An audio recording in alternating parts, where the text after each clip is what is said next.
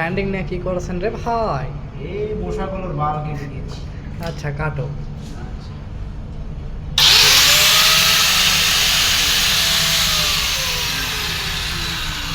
কি হয়েছে ভাইয়া? এখানে কাজ করতেছি, এই রড মড সবগুলো বাইরে আছে, এগুলো করতেছি। আচ্ছা দাও, সমস্যা কি?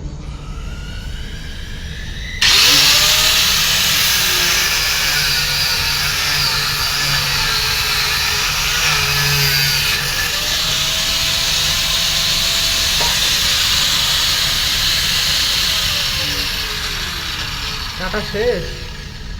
বাল কি ব্যাটাতে সব পড়ছে নাকি? বাল কাটলাম, এবারটা ঘুরে আমার গায়ে আসে। গায়ে পড়ছে না, বেশি নেই। গোসল না করলে আর হবে না। আচ্ছা ঠিক আছে।